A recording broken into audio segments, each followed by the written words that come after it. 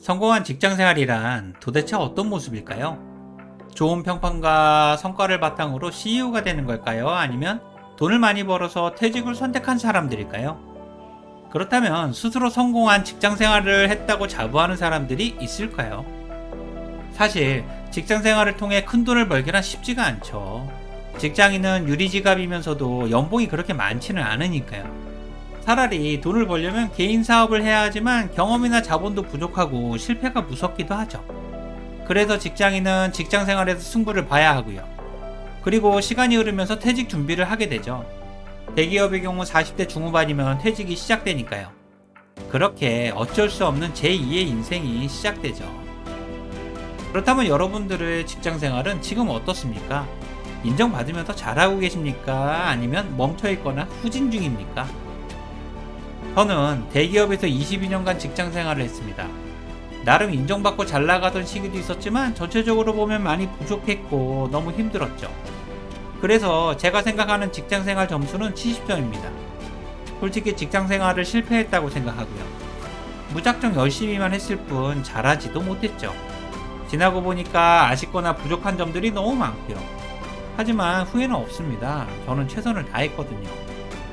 그리고 저의 혈액형은 O형이고 MBTI는 ESTJ입니다. 엄격한 관리자형으로 신뢰가 중요하고 업무 추진력도 나름 인정받았죠. 하지만 고집이 너무 세고 완벽주의 성향을 지니고 있었고요. 소통이나 공감이 부족해서 부하 직원들이 많이 힘들어했죠. 어쨌든 제 성향은 직장 생활의 장점보다는 단점이 두드러지는 성향이었고요. 그래서 오늘은 제가 직장 생활을 실패한 3가지 이유에 대해 이야기를 해보려고 합니다. 직장 생활을 실패한 첫 번째 이유는 직장 생활의 기본인 지각 문제입니다. 좋게 말하면 저는 지각대장이었고 나쁘게 말하면 개념 없는 직장인이었죠.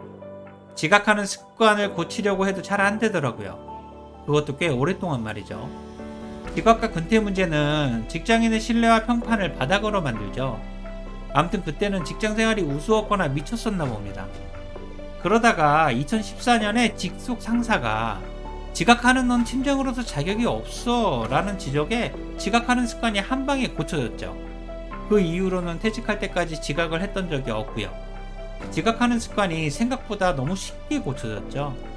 회사에 입사해서 지각을 그 누구보다 많이 했던 최악의 직장인이 바로 저였는데 말이죠. 이렇게 쉽게 고쳐질 줄 알았다면 그동안 왜 빨리 고치지 못했을까요? 너무나 후회되는 모습이죠. 그리고 지각하는 습관에 대해 굳이 핑계를 대자면 저는 저녁형 인간이어서 야근이나 밤새우면 잘하지만 아침잠이 너무 많았습니다. 아침에 일어나는 게 너무 힘들더라고요.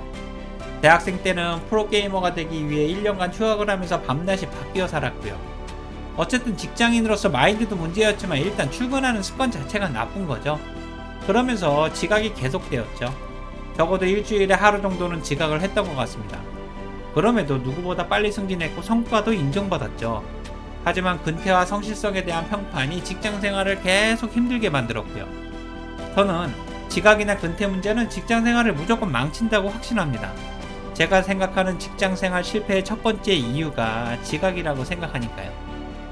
직장 생활을 실패한 두 번째 이유는 건방지고 겸손하지 못했기 때문입니다. 쉽게 말하면 기획실에서 근무한다고 시건방을 떤 거죠. 성격 자체도 충분히 교만했고요. 직장 생활은 적을 만들지 말라고 하지만 저는 직장 생활에 적을 대량 생산했음을 어느 순간 확실히 알게 되었죠. 하지만 그때는 이미 너무 늦었고요. 당연히 평판도 엉망이었죠. 기획실이란 자부심이 저에게 독이 된 거죠. 업무 방식이 독선적이었고 배려나 역지사지는 존재하지도 않았고요. 그러다 보니 많이 싸우기도 했고 갈등도 많았죠. 사부장이 되고 나서 고치려고 아무리 노력해도 잘 안 되더라고요. 그러면서 저의 직장 생활은 점점 시들어갔죠. 직장 생활을 실패한 마지막 3번째 이유는 완벽주의와 소시오패스 성향 때문입니다.